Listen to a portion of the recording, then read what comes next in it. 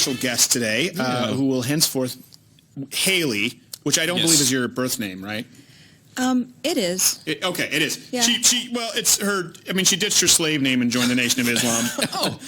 Like Muhammad Ali, who was Cassius Clay. I have the hiccups now. I apologize. I have hiccups. But for people who don't know, I met you. They might see you in the background at the Change My Mind video that took place in Dallas. And you were there all day. Yeah, I was going to stick it through. Why? It's because I'm not worth it. It's a lot. This is all of us sitting there like, really? I mean, we think usually someone would show up, be like horribly disappointed, like, well, I'm leaving. No, I mean, I was really excited to stick it out to get that selfie at the end. Well, we could have given you. We would have given you a selfie earlier, but it's just then everyone else was asking for selfies. Yeah, I didn't want to bother. Oh, well, that's so nice of you because everyone else had no problem. No. We're in the middle of conversation, like, hey, can I get a selfie? Like, get out. That's one of those things because if you do it, right, if you do a selfie, then people get afraid to sit down because they're like, oh, wait, this is a celebrity. Right. And I felt bad because I didn't realize until afterward. My wife was like, she was so cold, I could have given you my jacket. Did I really look that cold? My wife said she felt bad because, she doesn't feel bad for me if I'm cold. Because I have cold, clammy hands. Yeah. She says it's because I'm soulless. I made sure my son was warm, but I was just in such a hurry because I know you don't usually post the location. Yes. And I was rocking him to sleep, and he had just fallen asleep. And so I refreshed my Instagram, and I said, I saw that, and I was like, he's right down the street. I'm not going to miss this. And I was like, Zelzo, get up. Come on, let's go. Well, thank you so much. And your son is, by the way, adorable. And I was right. I just said, like, oh, man, he looks a bit like a half-Asian lawyer, Bill Richmond's son. You said he's half Asian. Yes. So are you half Asian or your husband? No, my husband. Now, does he look is he half Asian? Does he look as Asian? Like, because half Asian Bill looks full Asian. See, I don't think so. I don't think so, no. Oh. No, if you saw my husband, you'd say that's an Asian guy. Really? Yeah. It seems like the half Asian, like quarter black. Let's be honest. We thought you were Mexican for everybody up until does. 8 weeks ago. Everybody talks to me in Spanish. I have a friend that looks a lot like he's Colombian. Colombian. See, that's the thing. You could be any sort of Latin American. Yeah. I'm ambiguous, But with Asians, if they're half, it really dominates the spectrum of their features. It's aggressive. That's true. Don't you think half Asian Bill looks full Asian? I couldn't tell the difference. Like, I don't think he would look out of place selling street food. I mean, he definitely looks Asian, but I mean, when you see somebody, if you were to stand him next to my husband and you said, which one's Asian? One is not full. You would look at my husband and go, that dude is Asian. Well, if they're both Asian and I were to stand them next to each other, I would think they were seated.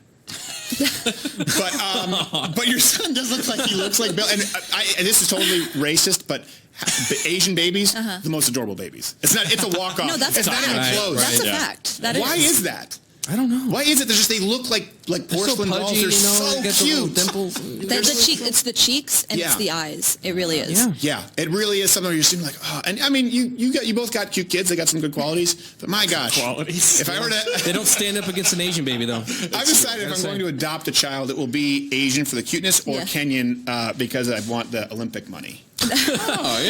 Thinking ahead. Yes. And the good feels. The good feels of knowing you did a good deed. Yeah. Well, I mean, I'm going to put them to work. It's an extra hand. That's how we feel about my son, and he's not even adopted. Really? Yeah, I make him help me wash dishes already, and he's only 2.5. Well, you're just honoring his culture at that point. Yeah, that's true. Does he have a natural inclination for cobbling sneakers? You know what? Maybe we'll try that out. I want you to lock him in a closet with just a pair of rubber and a Jussie Smollett noose, and he's going to come out with a brand new pair of Reeboks. That'd be nice. No, what he's going to come out with is a purse because he tends to gravitate towards that type of thing, and to my dismay. He's so young. I mean, there's probably a lot of glitter. He did lock himself in the closet on accident one time when he was younger because all you have to do is you have to push it in, and from the inside, then you can't open it. Oh, okay. You have to pull it from under. So it was an accident. Yeah, it was an accident, and he's crying, and I go and I open the door, and there he is holding my purse. And I'm like, of everything in here, you have toys in here, there's shoes, there's board games he could have reached. Yeah. He goes for the purse. Well, you know what though? That's just something like when kids are kids that today a lot of people are like, oh, he's trans. Right. No, that's another thing I was saying. I saw it was a study, I think CNN posted it, about how kids whose gender identity their gender identity aligns with the type of toys they play with. And I was like, well, if that's really true, I should be a transgender man because when I was young, I wanted my hair cut short. I climbed trees. I played with bugs. I ate bugs. I ate mud. I was a weird little kid. You were eating bugs and mud? Yeah. Okay. I would make mud pies and I would try to be really serious about it with my cousins and they'd dare me and I'd be like, bet. And you would eat the mud pie? Oh, yeah, I would. Wow. That's disgusting. Yeah. But have your son do that because I know how you build an immune system. Yes. Yeah. I think that's why I never get sick. Is that why? That yeah. and I'm a mutt as well, so. Oh, what are you? So are you? I'm Hispanic. You're part Are you full Hispanic? Half. Or half Hispanic? Yeah. And the other half is just generic white? French Canadian. Oh, that's, well, okay, so that brings me to, it was interesting because when we were speaking, you said that before, I don't know if it's changed my mind, but for a long time, like up until recently, 2017, you can tell people who may not necessarily know this, well, of course they don't know this because you didn't speak with her off camera, would you classify yourself as a liberal, as a leftist? My best friend, he's a liberal, and I would have classified myself as a liberal back in those days, but now I would actually have classified, if I was looking from the outside in, I was like beyond liberal. Like there's, centrist, right, left. I was like way over there. And at the time, you probably fancied yourself like a moderate. Yeah. Not even. No, I just liberal, flat out liberal. Okay. Yeah. But you wouldn't have thought of yourself as like extreme left, but looking back, yes. You think you were extreme left. Oh, absolutely. Well, so let's start with this. When did that change? The idea of the fiscal side of it started happening around summer of 2017, and then I was actually applying to be on the Gary Johnson campaign, not on the campaign, but working for smoke a lot of weed. Yeah, Young Americans for Liberty. That's I worked for them, and I wasn't able. The Gary Johnson. Of course, everyone wants to work for for that particular. Right at that time, yeah, it was Gary Johnson, and it was that the year where it was him and Austin Peterson were running for the Libertarian candidate? I forget. Okay. He was running for. I forget what he was doing. It was in his New Mexico. Yeah. So I forget what he was doing, but I was on Laura Ebke's, not on her thing. Again, we were completely separate. Yal was endorsing Laura Ebke. And so I thought, this will be good. I can get in and learn a lot. And that was good, but I was still I think back, and some of my colleagues, they were pro-life, and I was like, how could you be pro-life? Like, it's not your body, you don't understand that. Right. When I became more socially transitioning, it was really when I started watching your videos and I started seeing hey, this guy's saying stuff that I have in my head and I don't want to say out loud because I feel it actually, the first video of yours I ever saw was the Tess Holiday. That's a rough entry point. No, it was glorious because I was actually really skinny my whole life, and people would make fun of me and tell me, you need to eat a cheeseburger. You know. And it happened to my wife and my mom. I watched someone actually say that to my mom. When I told the story on air, I might have said my wife. So people were like, were you lying? Well, it's because sometimes my mom or my wife says, well, don't say this is something that happened to me. So the names have been changed to protect the innocent. But I watched a woman say, no, we don't have that. Whatever it was. I was a kid. Might have been a size 2 or size 4. So we don't have it in a size 2. We only have them in real women's sizes. Yeah. And I watched that growing up. She was just, my mom's naturally thin, and so is my wife. So a lot of people don't think of that. Yeah, and I mean, I wasn't, at that time, I wasn't socially conservative. I still don't think I'm socially conservative. I mean, I'm not legalized, decriminalize all drugs, so no tax revenue. Border protection, I'm cool with. I guess actually maybe I am pretty. It sounds more like you're pretty conservative. Yeah, I guess. But if you're just a conservative, but you're thinking there are a lot of conservative sort of libertarians who are against the drug war. Dave Rubin. I think I align really well with Dave Rubin. You're gay? That too. Yeah. Okay. Well, let's not tell your husband. But if he's half Asian, he could pass for your guess is as good as mine. They're very dainty. Yeah. It's very difficult. Sometimes I have to go by the hair. Yeah. I go ponytail.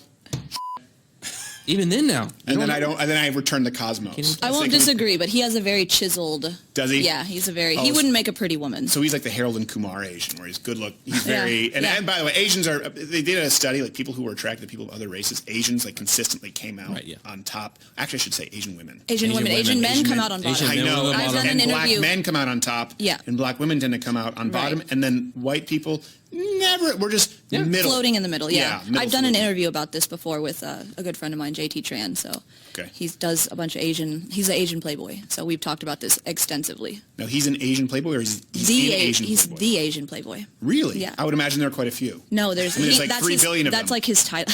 That's his title. Okay. Yeah. All right. So you became, it was the Tess Holiday video. Yeah, that's what dragged me. Because I've always been politically incorrect, first of all. And so when you were saying those things, I was like, I wish I could say that, go on camera and say, your blood type is pudding. Like, I kind of wish I could do that. Like, that's you mustn't be afraid to dream bigger, but I appreciate it. Yes. It's funny because sometimes this is not atypical. We have people who come in and it's the harshest videos that they like the most. Yeah. And sometimes it's because it just kind of cuts through the fog, right, as opposed to trying to take a sort of an amicable middle stance, where it's right, like, no, this is ridiculous. And you're not the first person who's said that, where I'm often surprised the entry point for new folks. So how did you come across that? It just showed up on YouTube? I really don't want to say what I was Googling to find that. That's fine. Okay, that's fine. And that would be extremely politically incorrect. Okay, that's fine. And I won't ask you. I assume it's horribly offensive. I just get into like a rabbit hole of like offensive things I'm thinking, and I'm like, where can I watch a video of people like, you know, affirming my views, my extremely offensive views? It used to be called 4chan. Have you heard of 8chan? That's I don't better. even want. Yeah, it's even worse. From what I understand. Yeah. Right. I've been targeted by quite a few of the actual like neo-Nazis myself. Where and some of them apparently might come from 8chan, but I guess a lot of them come from Storm. Actually, 8chan's closed. Is it? Down anyway. Yeah, it's something else now, and you have to be on like the dark web to find it. Oh, okay, all right. Well, I'm not on the. I'm on the sort of like opaque web. Okay. Okay, so you came in from Tess Holiday, and then. Did you continue Yeah, watching I was just content? like, this is great. Let me see what else he's talking about. And I think the changed my mind. That's what you changed my mind. So every time I watch it, almost all of them I disagreed with. I was like, I had heard Trump is a fascist, and I was like, initially thinking, well, I mean, he has some fascist-like tendencies, I guess. I guess I'd never really dug deep enough into it. I think that's what a lot of liberals do. They anything they don't like, they're just like fascism. Yes. They don't really know what fascism is. It's just a quick, right, easy, fun title that they can just throw around. Yeah. And it makes you look bad. If you get called a fascist, it's like being called a racist. It doesn't matter if you did it or not. You look bad. Right, So exactly. I feel like it's just the easiest thing to throw out. It's a catch-all. And a lot of the time, many of these fascists were far leftists. But they've sort of redefined it where fascism, I think if we Googled this one time, the Google definition is fascism, a form of far right. And it's like, well, you're going to say that Stalin wasn't a fascist? You're going to say that Hitler wasn't a fascist? Right. You're going to say that Pol Pot wasn't a fascist? Like these people primarily are communists with the exception of Hitler, who was socialist. Yeah, soon enough we'll be redefining words anyway. So. Well, we already are. Yeah. I mean, that's the thing right now, right? We were just talking about this, like, it used to be, not long ago, it was, well, gender and sex are different. But as we've just covered recently, they've now changed their sex in their driver's license. Right. So this obviously isn't something that they believe themselves. Otherwise, why would you need to change your sex if they're separate? Yeah, so now they're interchangeable. A person I really look up to, his name is Reed Cool. He's an anthropologist. And he kind of schooled me. He was like, yeah, you know, I was kind of frustrated about that, knowing that, you know, they're changing sex and on medical records and all that, when specifically you need to know the sex. And, you know, he said, as an anthropologist, sex and gender are different. Don't get upset just because of the way that the tide is changing. Right. Always keep, you know, the facts in mind. But yeah, why, if it is your gender, why do you feel the need to change your sex now? It's like, that's why it just seems like you give an inch, they take a mile. Well, yeah, and the thing is, that's very recent. Like, gender was really more of a grammatical term, especially as someone who, well, do you speak French if you're raised in Canada? No. Okay, but you probably are aware of, like, masculine. I was raised here. I was raised by my grandparents, and they're from there. Okay, so you have French-Canadian bloodlines. Yeah. Okay. But if you know sort of any of the Romance languages, whether it's, you know, any of the languages that stem from Latin, there are masculine and feminine, right? Oh, yeah. Gender, and that's really what gender meant. It was more so in relation to language. Right. That's a very recent idea. I think we talked about that in Change My Mind. It goes back to, I think it started with Simone de Beauvoir, and then it was kind of carried out by Judith Butler, the idea that gender and sex were separate. That's a pretty recent idea. And then even more recent was the idea that the genders still were existing outside of a binary. Well, I mean, I heard what I've learned is from my friend who is an anthropologist. He said it's for thousands of years they have been separate, but it's because gender played a distinct role in the community. It wasn't just willy-nilly, you know. Well, I think we're applying what we have sort of defined, like you said, the definition of words as gender, whereas they didn't really necessarily use gender as a descriptor. They would say sort of masculine roles. So it would be more similar to how we see patriarchal, matriarchal roles. Right. And we're applying our knowledge of gender. But, I mean, even if you go back to the Greeks who were, like, super gay, they weren't marrying kid boys. They were like, I'll have him on the side. It'll be a side dish, and I'll be married to a woman, because they still understood the importance. Nero's story is really interesting with his little wifey boy. Well, I mean, I just know that Nero was a sadist. He had a little, it was a very effeminate boy, has his I don't know. I don't want to say his little sex object, but I know that there was, some fiddling around going on. Yeah. And when after Nero passed, very gentle way to put that kid, he grew up and he was trying to get in good with other, royal type people to kind of pick up that he did the wifey type stuff. Right. He ended up getting killed because they thought he was gay. So yeah, they were like, that's not. Listen. Yeah, they were like, Nero was cool without. You can have sex with men. But can you cut off the gay stuff? Yeah. That's what a lot of people don't understand. Yeah, again, historical context matters in these cases. Yeah, so, true.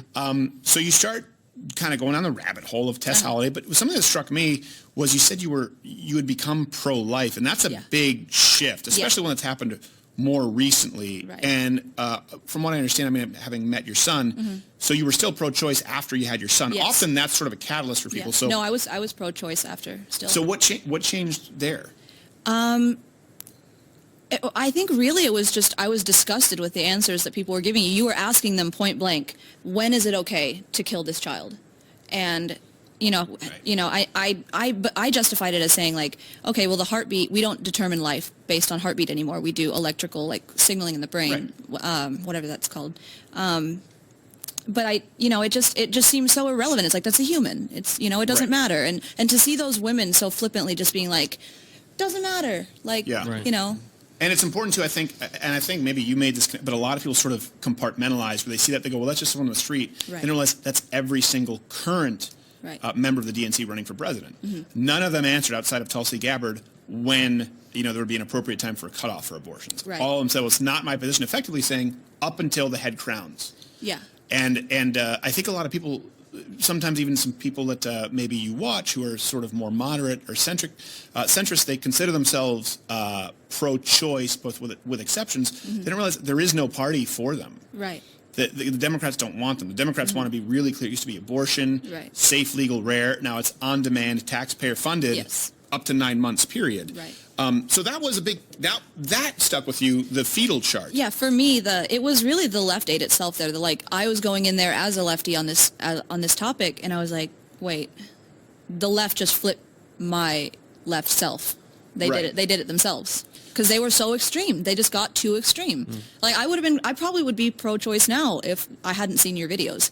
So I was more of a conduit to the extremism, which I think is important because a lot of people... You expose that extremism. Well, and we do it in a way that hopefully, we've always... Here's what I will say. When we approach that fetal chart, for example, and they'll tell you when we do these show pitches, that stems from me wanting to know. We'll be sitting here, we'll be writing a sort of what we call a meat segment, we'll be kind of doing some research, and I'll go, when do they consider this? I want to know. When do they consider this a life? And then someone like our researcher, Reg, goes, why don't you bring out a fetal development chart? And I go, you know what? I am curious to see what the answer is. Yeah. And then I find myself shocked when most of them won't give an answer. Yeah, I mean, I was going in thinking, okay, this girl, she's going to hold up this pro-choice. She's going to hold her guns. It was, are we allowed to cuss? You can say whatever you want. It was a show. I mean, it was terrible. Well, so. Going a little too far. Yeah, settle down. I thought it was going to be like maybe a dam or an HE hockey Oh, sorry stick, about that. You said Way too far. I don't know. What's next? Perhaps. Could be. Your guess is as good as mine. This is raw and unfiltered. I need to get a red leather jumpsuit. And so I guess if you were to describe where you were left before and you're more conservative now, like you said, you're kind of a moderate. So fiscally, it sounds like you're more even to the right. Maybe you're a libertarian. Yes. Now you're pro-life. Yes. Compared to pro-choice. Where do you line up on what we talked about, the gender issue? But it seems to me like you've sort of, obviously you're not going to be raising your son as a girl just because he liked your Versace purse. No. It was Louis, thank you. Was it Louis? Oh. But good no, for you. That's better than the trans person at that. Oh, no. I noticed right away that it was a fake purse because the zipper was asymmetrical. Did you see the fidget spinner in there? I didn't notice that until afterward, because I think what happens often is I'm scanning and I look and I just see, okay, that's not a weapon, and I knew it was something else. But for some reason, I noticed that the zipper didn't fit, and so I felt like this is a very recent sort of transition because this person, didn't have the purse on layaway. They went and bought it in the financial district and picked up the worst fake humanly imaginable. But yes, the fidget spinner would suggest, severe mental retardation. Yeah, something like that. Yeah. Okay. So where do you end up there we're talking about the gender issue. Do you find yourself? I feel like I'm pretty clear cut on this. I actually don't think I've changed much on this.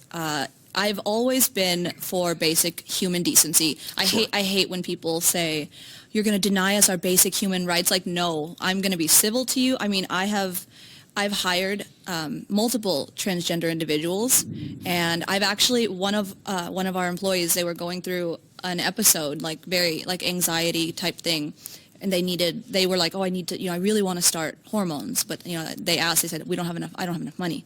And I was like, well, let me front you some money if it'll help you, make you feel better, I Did really they feel better? Yeah, to each his own. Like, I really, I support them as long as they are consenting adults with a fully formed brain. Right. I believe that, I'm going to get flack for this, but I believe transitioning children is child abuse. I believe teaching children that there's infinite genders is child abuse. I mean, isn't that crazy that you say you're going to get flack for that? Yeah. Because I don't necessarily even agree. This is where we can have this conversation, disagree, just because when you look at the stats, they don't get much better. Right. And especially, we often say this, right? It's so hard to get consensus, even from the FDA. We say, well, the science is out. Like, even right now, there's this sort of, I guess you would say, controversy around the idea of hormone replacement therapy. You see these anti-aging clinics where men are getting testosterone. Some people are saying, well, that's bad. And we kind of know that within the legal limits, basically if you're bringing a 60-year-old man back to where he might have been at 35, it's not that harmful. But some doctors disagree on that. When we're talking about something like estrogen, however, which we know in certain doses is toxic, it's cancerogenic. I'm scared I don't take birth control because I'm scared of what that'll do to my body. Yeah, I've heard, I know that some women are really afraid of birth control. And some women say that it's actually better for your hormones. I don't know. Because maybe if you have like a hormonal imbalance, like, rebalancing that. But my best friend, God bless her, she's a doctor. Okay. She's Asian, surprise. And, there you go. And I asked her, I was like, dude, I just saw this transgender woman and she looked better than I do. And she hasn't had surgery. Is it Blair White? Not saying Blair White looks better than you do, but Blair White... Actually, okay, well... I wouldn't even think to use any pronoun other than she, because it wouldn't even occur to you. Right. When Blair White came in, I'm like, well, that's she. That's kind of my standard. If Blair White sees this, I absolutely adore her. She is, I think she's a great, she would be a great spokesperson for the movement. Yeah. Because she's a good representation of how to be level-headed about it. She's a firecracker. She is. She's awesome. Don't piss her off. I wouldn't dare. No. I noticed it's actually another person. I'm not going to mention their thing there just because, but she hasn't had any surgeries or anything. And her face just like got crazy looking. Like, I was like, that's a chick. Like, it's a chick for real, almost. And asterisks. Yes. But, and I asked, I said, sorry. That's okay. We'll bleep the name. My friend. We'll bleep the name. And, you know what? And I said, if I take estrogen, I said, will that help me? And she was like, girl, don't do that. She was like, stop it now. No. It's really bad for men. Estrogen is really bad for men. I mean, that's a big reason we, BPA-free plastic. It's these ideas. The phytoestrogens and whatnot, right? Phytoestrogens and xenoestrogens, I think they call them, where it's like these chemicals that mimic estrogen in the body. Right. And particularly for men, they believe that could be, and I'm not necessarily sold on the idea if you're drinking from a plastic water bottle that you're going to develop testicular cancer, but people go to such great lengths. Heating and whatnot also matters. Right, exactly. Cancers. But the point is people go to such great lengths to avoid that, but then the science is out when you're injecting it directly into your bloodstream. I believe theirs is a pill. If I'm not mistaken, estrogen, I know testosterone is really, you don't want to take a pill because it's very liver toxic. I've heard Blair White, she talks about, I need to go take my pills. Okay. Yeah, and then for female to male, the testosterone that is injected. Yes, testosterone. Women always get the this is shit something that's also important because people don't talk about this. For example, progesterone is a very important hormone. Right. It's also an important hormone for men. Do you realize that if you take progesterone, once it's metabolized in the liver, it's a natural, they call it sort of nature's Xanax. It naturally increases GABA in the brain, which is what benzodiazepines do. And my wife, her progesterone was a little bit low, so she started taking it, and she was like, man, I feel like I've had 2 glasses of wine. And they'll actually give it for sleep disruptions. That's awesome. But a lot of people we're not necessarily educating people. A lot of these trans folks don't know how hormones interact. And that's why I would say I sort of to each their own, but I think we also need to be compassionate, which means not giving people everything they want, but being honest about it. I agree, and maybe behind closed doors in my, not on camera, I might say, like, let's dive deeper into that. But I don't know. I'm already called a transphobe. Right. Do you know Dr. Deborah So? Is that another Asian? It is. Okay. It is. She was on Joe Rogan. She's like, I mean, she's actually famous, like ish. Okay. Yeah. I know is it Dr. Ho with the go poop every day? Those infomercials. When you don't go poop every day, you feel bloated, sluggish, uncomfortable. So try Dr. Ho's cleanse. Go poop every day. Look at him like this man is an actual doctor. Go real doctor. Everyday doctor. For real. It's a great advertisement. It is a very effective ad. No, she's a sexologist, and she's actually like highly educated on this. That's her field. And she is the biggest transphobe because she says, look, I can dissect these studies like these average people cannot. And she's saying it's not saying what you think it's saying. Right. And don't let, like, she's also cited that doctors and researchers are not pursuing certain like research because they already know that it's not going to come out in their favor. So they just don't research. They want to make sure that the research they're doing is going to affirm their views to continue to push the trans agenda. Yes. And this is true. And a lot of times you'll have these same people, like we were talking about before the break, turmeric and fish oil, and you're like, this is hip. I'm like, well, that's not hippy-dippy because it's actually clinically proven that there are benefits of fish oil and curcumin turmeric. But a lot of these people will say, oh, the medical field, they suppress research into supplementation because they want to sell big pharma. But then you go, well, hold on a second. What about this research as it relates to, intergender stuff? Well, no, we're sure that all of a sudden they're inherently altruistic. Right. And that can happen with anything. You know, science is flawless in theory, but human beings are not. Right. And I think that's something that a lot of people miss, where they say you're anti-science because, maybe we don't believe that the Green New Deal will have the effect. And you were pro-Green New Deal, right, from what I understand? Well, that came after I transitioned. Wait, what? I'm trans conservative. Oh, I was going to say, you are more than a barely passable. You are fully passable if you are, you're trans conservative. Yes. All right, okay. So just to be clear, we're okay. That's fine. I don't care if you are or not, but I just don't want to make sure I don't misgender Not that you. there's anything wrong with that. Thank you. We're not talking about the equipment. We're talking about up here. Yes, it's what's in between the ears, not between the legs. All right, got it. Yeah. So continue on that thing. We were talking about what? What pills? I lost my train of thought. I lost my train of thought as well. Does anyone have a train of thought in this place? We were talking about turmeric. Turmeric. Now before that, I have one of those like push things. Dr. The Acme plunger, Dr. Ho. Very slow. The studies. I'm trying to remember where we were. We were going on to. You said you were in transition. Oh yeah, about Green New Deal. Green New Deal. Yeah. Yes. I had already, as I said, transitioned to more conservative thinking. Okay. I mean, it's obviously ridiculous. Like I thought it was a joke when at first, like my friend posted about like, oh, the Green New Deal. Have you seen it? I'm like, Green New Deal, like. The New Deal, like really? Green New Deal? Could you not be more like... I know, more derivative. Yeah, like, I don't know, it was just weird. Did you read it, all 5 pages? I listened to you read it. Okay, all 5 pages, 16 minutes. That hurt. I listened to the whole thing. That was painful. Yeah. I get that I'm a disturber because you said the word first, so it's okay for me to say it. But we really just wanted to, I was like, you know what? I think a lot of people don't realize this is 5 pages, so I want to read it in its entirety. It's not that hard to read. I mean, it's literally, it looks like it was written by a 16-year-old could have written that in high school. Yeah. Well, AOC's intern is, put to work. Oh yeah. Pretty. I mean, she's known for being a slave driver, ironically, as a living. Oh well, she pays a living wage. Yes, this is true. Yeah. But it is unbelievable. And they just sort of scribble in there and social justice for all. And like, well, a second, shouldn't that be like another what? Do we earmark this? What is it? Wait a second. Yeah, that's one of those things where sometimes I feel like I'm taking crazy pills, and sometimes things like that, like a fetal chart. This is and I want to hear your point of view from someone because I don't get to read the comments section a whole bunch. If I do, like for example, the last night, you were there to change my mind. The when transgenders attack. There's 15,000 comments by the time I get up in the morning, so I don't get to always see sort of reliable feedback. Right. But as it relates to, I just lost my train of thought again. I keep losing my train of thought because the rain is coming down. What was it? The Green New Deal. Yeah, Green New Deal. With Green New Deal, or some examples like the fetal development chart, sometimes I feel like something that blunt cuts through the fog a little bit because it can leave no doubt. Right. The idea of transparency. Is that a part of what you think maybe... spoke to you? Because that's what I've always looked for. Like, what is the simplest path to the truth here? I'm just going to read the Green New Deal. Right. Yeah, I think coming, like, face first, seeing what it really is, I say I believe.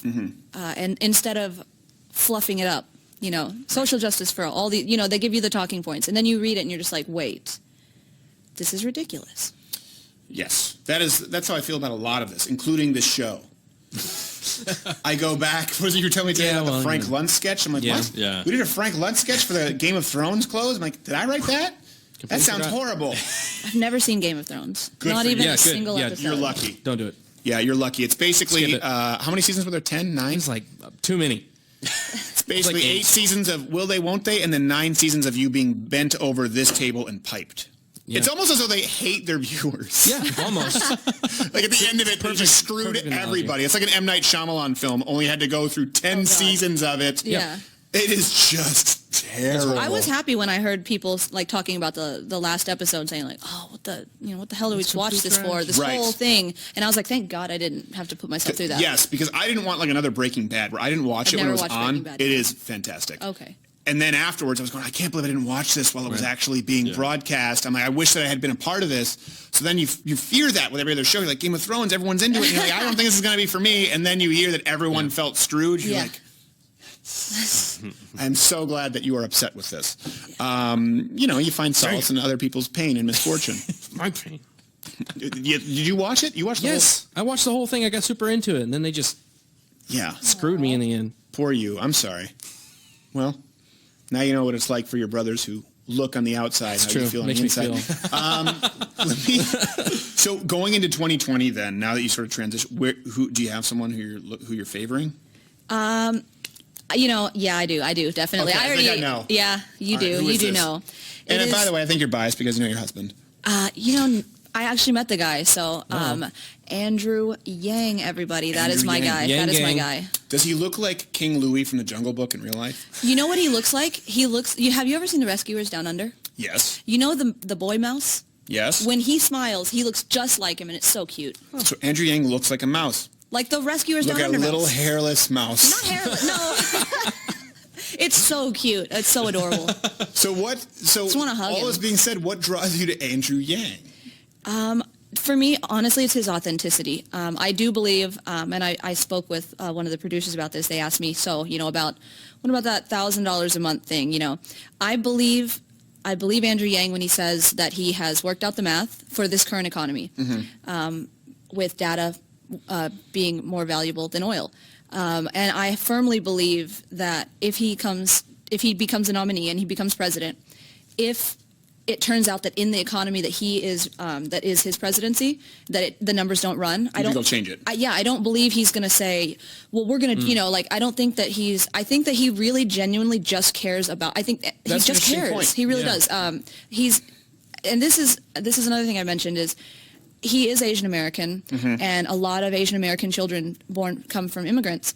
They do not dream of being president. He's pointed that out several times. Right. Especially when I talk to my husband. Even I can confirm that. I don't know a single one of my friends that would ever say like, "Oh, I want to be president." That's just not something that children of immigrants say. Right. They don't do that. Do you think that's because of the intensely sort of pragmatic approach that they Yes, take? I For do. the same reason they don't become a lot of time actors Right. or artists. Yes. They're encouraged to become doctors or lawyers because Right. these are sort of avenues. And it's worked for them. That's why they have Confucian values, and they value hard work and determination. And I really don't think he would be running if he didn't think that he could solve the problems. I think if he realized at any moment, even now as far as he's going, I think if he realized, hey, actually, something's off. I don't think I can do this. I believe in good faith that he would bow out. And I think that's the kind of leader that we need. I would like him to come on the show because at first he was supposed to come on the show and agreed to, and then just ghosted, disappeared. See, that's really unusual to me because I know he was on Ben Shapiro. I love you too, Ben Shapiro. This show's a little bit more of a hot potato than Ben Shapiro.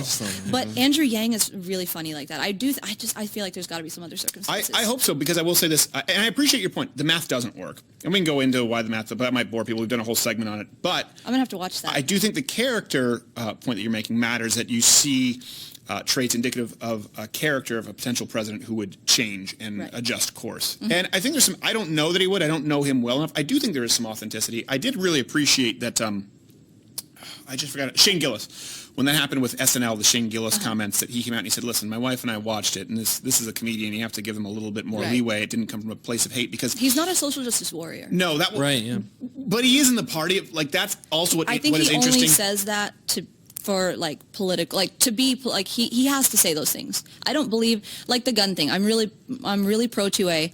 I don't think, and I hate his gun policy, but I don't think that that's on his agenda. I don't think that he's going to get it right. I don't think that's going to be done.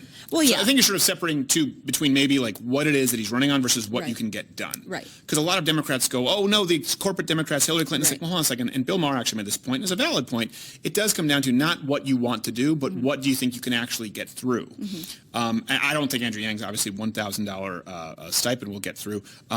But I do. Here's the thing. I said this before because I think it was Milton Friedman, if I'm not mistaken. That's one of the reasons I'm okay with it, because I like Milton Friedman. And he supported the idea, of a universal income. That being said... And Thomas Paine. Yes, but it was very different from what Andrew Yang. So Andrew Yang said $1,000 a month. Here's the thing. If tomorrow, someone like an Andrew Yang or Donald Trump could sign a bill that says, okay, no more welfare, no more EBT cards, no more social services, everyone gets $1,000. It doesn't matter what you make, everyone gets $1,000 a month, and it will drastically reduce our federal budget. Right. I would, if it were put to a vote, I would vote for that tomorrow. Right. But that's not what Andrew Yang is saying. He's saying, and by the way, if anyone who is receiving social benefits is receiving an amount that is greater than $1,000 a month, we will allow them to continue. So at that point, it's a wash, because now you're just giving wealthy people $1,000 a month. Well, it is opt-in also, and I think I think most people that are wealthy probably wouldn't do that. I don't know. I mean, again, I don't like to do policy on good faith. Wealthy people don't become wealthy by being stupid. And if it's money on the table, it's free money. That's true. They will take that money. I mean, why wouldn't they, right? Yeah. Because they're paying the vast majority of taxes. Right. And we've gone over this. A lot of people don't realize, younger people don't realize when we talk about sort of the lower class or the poor or the middle class. And we've talked about this on the show, like how much do you think they pay in taxes? It's negative 20-something%. It's negative 58% for the poorest in this country when you account for all the federal transfers and the benefits that they get. Right. So we're not talking about $1,000 a month. Many of them are talking about $3,000 plus a month. And then we're going to add another $1,000 a month on top of that, or sort of split the difference. So yes, I understand why Milton Friedman was for it, but the idea was Milton Friedman was saying would be more effective. His was sort of in theory, in principle, saying, you could give every single American, every man, woman, and child $1,000 a month, and it still wouldn't cost as much as our bloated budget. Andrew Yang sort of took that ball a little literally and ran with it, and I just don't think the math works. I think that part of the EBT cards, isn't that like the food stamp thing? Yes, it's effectively it's a modern way of food stamps. I feel like even if people were getting a little more benefit, $2,000 a month in EBT, that they would give that up for just $1,000 tax-free cash, because then you can use it for anything. You can save that up for a sudden bill that you're not expecting. Whereas EBT, you can't exactly go out and be like, here's my EBT card, change my tire, Yeah, but you can buy ring dings with EBT cards. The point is, you can just get anything. I think it was Nick Diaz was a fighter who was showing people how to use EBT cards to go to Whole Foods and get super expensive food that the middle class don't afford, right? We don't go and buy the organic Fuji apples. I go to Trader Joe's and roll the dice. By the way, fantastic apples at Trader Joe's. Even though they're out of season, I've had very, very good luck with apples. I'm super excited about it. This is what happens when you've been married for close to 10 years. My wife and I'm we got up, I swear to you, we got up this morning and she had to go. It's a friend's birthday, so she was leaving, and I said, hey, babe, did you notice those apples were fantastic? She goes, I know! Weren't they so good? I was like, what was that? Was that a gala? Was that a Fuji? She's like, I don't know, but I'm going to go to Trader Joe's and find out what they were, because we have to recreate what just happened last night with the apples and the almond butter. It was fantastic. And then we went our separate ways. Yeah, the things you get excited about. Yes, exactly. Yeah. I mean, we still do filthy things, don't get me wrong, but it's largely apples. Filthy things with apples? Yeah, to each their own, to quote a phrase. You don't know where the road's going to take you. You have no idea. Like you don't leave anything off the table. You don't leave anything off the table because you don't know what you're going to like down the road. Exactly. You get the rest of your whole life. Maybe she might want to role play, and I'm the little pig that made the house out of straw. She made it out of brick, and she's a big bad wolf roasting me with an apple on a spick. Yeah. Was it spike? Spick? Bleep it if I got it wrong. Bleep it anyway. That'd be funny. I often do that. She's in the room. What is that called? On a roast? Is it a pig roast? Yeah, it's spit. Spit. I split the difference and said something racist. Wrong. I apologize in front of our Latin American friend. We are actually almost at time. So if you were to sort of leave people here with an impression of you, and I know you're going to be starting a YouTube channel soon. It's in the works where I'm not very tech savvy. It's just going to be whenever my husband has time to help me out. Okay, well, yeah, he's at least half tech savvy. Yeah. My husband, he's full. Oh, I thought you said your husband was half Asian. No, he's full. Oh, he's full Asian. Yes. My son is half Asian. Yes. Yeah. Wow, so you were really bucking the trend there. Yes. You saw the trends, like Asian men. You said, you know what? I'm going to level that playing field. Yep. Have you always had a thing for Asian men? No, I haven't, or I didn't know I did at least. And then when I saw him, I was like, I chased after him. I saw him, and I was like, I'm gonna marry that dude. And my friend was like, he's really cute. I'm gonna get his number. I was like, you are. And so I got his number. I was like, hey, let's go on a date. And he was like, and then he probably turned to your friend and said, the you are. Yeah, and so it was history. So Good. And where's your husband line up politically? He's in the IDGAF. He really doesn't care. His idea is he's scrappy enough. I thought this was a new clan. Yeah, I wasn't aware of. I was like, this is another abbreviation that I'm not privy to. He worked for a senator in Washington during his college years, who was a Democrat. That sounds like a total Asian thing to do. Meaning doesn't care about politics but can work in it. Right. It's like they do have an ability. Yes. Get that work Bill will tell you this. They have the ability to compartmentalize. Yes, where it's like, they do. Well, not they, but he does for sure. Yeah. Right. No, I mean they as in a gross generalization about an entire race of people. Yeah. But no, it is. That's why I was going to say I have had a problem in the past with Asian doctors because they're not. Sometimes they're cultural differences. This isn't a rate, but what might not appear to be as empathetic as we're used to in the United States. The most painful experience I've ever been through in my life. And I've had my knee shredded like a paper shredder. I've had multiple surgeries. What happened was I had you can probably see here, I had a cystic... I can see it. In my scar tissue here in my nose, like a cystic pimple, which sounds like, but it just is running in the family. My dad had the same one, and he went in with a cortisone shot. His name was Dr. Pham. And he went in with a cortisone shot, big gauge needle. This is the most painful thing I've ever had experience in my life. No. And he actually went in, so he bent it on the cartilage of my nose.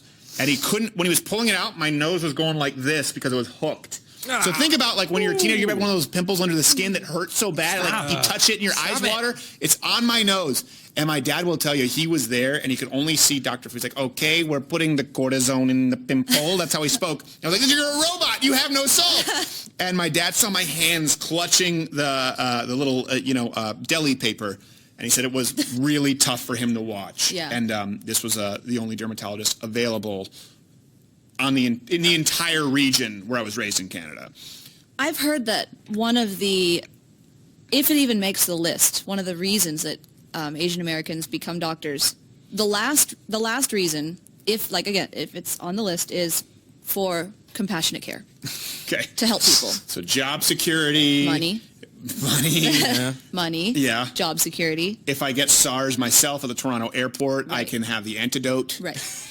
But helping people is not at the top of that list? No, it's not, if it makes the list. Wow, that's surprising. I actually confirmed that with my best friend. But I say this because in my personal interactions, Asians in their are compassionate or empathetic. Oh, of course. If they do have an ability, I've noticed this, and I mean they, like Bill will tell you this, his mother, same thing, where they can really separate work and personal, that I think maybe in North America, or in the United States anyway, is just a little bit different to us because our work is kind of personal. Yeah, and I don't think that it's anything inherent. Like, it would be racist to say, yeah, that's how their brains are wired. It's not. It's just it's cultural. It's cultural. It's what they're raised to think about success, to be hardworking, and they have a goal in mind. And I believe that that's best for the family. I do, I think that... Yeah. I think it's good. It works for our family. I'm a lot less disciplined. Yeah. And... you don't seem less disciplined. You seem like you got your stuff together. But that's the thing with Andrew Yang. Andrew Yang is able to compartmentalize, like the Shane Gillis thing. Yeah. He didn't take it personally. And I really appreciate that. Like, and I don't think, I tend to give a lot of leeway to people as far as whether it's racism, sexism, whatever it is, or even socialist, communist, all of these terms, because I go, most people aren't that. Right. And most people are not racist. Most people are not sexist. They may believe some stereotypes that aren't true. Like I've talked about this. My mom is French-Canadian, where she was raised. Not a lot of black people. Yes. And so not all black people look the same, but she has several times confused an R&B artist or two. But that doesn't come from a place of hate. Right. This is just, most people aren't racist. So whenever I see that accusation lobbed, I tend to go, well, hold on, let me just hear what they're actually saying. But with Andrew Yang, I even though I don't think what Shane Gillis said was inherently racist, I do see how that could hit close to home, and an Asian person could be offended. And Andrew Yang seemed to be able to separate, no, listen, whether I find this personally offensive or not, this is not the right time to pile on onto a comedian here. And I thought that was really stand-up of him. So I do appreciate that about him, about the hairless mouse, as you put it, not me. He's effectively presidential candidate Feifel. Yeah. I'm going to vote Trump if he's not. If he's not? Yeah. Well, I will say this. I think that if it's Bernie or if it's Andrew Yang, Trump has some really stiff competition. Well, there's a quote from Trump saying he's only scared of some outsider that he's never heard of. He said that like last year. Yeah. And then Andrew Yang drops in. It would be interesting to see, and I do think he has not gotten a fair shake with the debates, absolutely. And that's, I think, one thing, too, even though I think if we knew a whole lot about Yang and more so his personal worldview, I'd probably dislike it even more than I do right now, but I do have a tendency to root at least somewhat for the underdog, who's at least taken a stand for a couple of things, whether I agree with or not, are unpopular. Right. And Andrew Yang is willing to do that. So I do think that's an interesting point that you bring up about his character, where you think he would correct course. And I don't think that is something to be easily discounted. Haley... I think when you came in at Haley, immediately my mind went to, this is generational, Eminem's daughter. Oh, yeah. Okay. I heard Haley's name on the record. I just lost it. That whole thing where he's talking about his feuding. Yeah. I think he shot somebody. Wow. Is there anything that I've missed or that you would like to? No, not particularly. Thank you. This has been Haley, and apparently the seat needed correction because of her highlighter sweater. Let's not leave on that note. Yeah. Haley, thank you so much for coming by. I appreciate it. Next time, I promise if you show up, I will give you a jacket. Okay, that works. Yes, absolutely. It is really cold in here. It is cold. It's even colder in here than outside. I have to change my mind. I don't know what happened. Just like audio Wade's soul. We'll see you tomorrow. I think tomorrow, if I'm not mistaken, is an Ash Wednesday. See you then. Thank you, Haley. Thank you.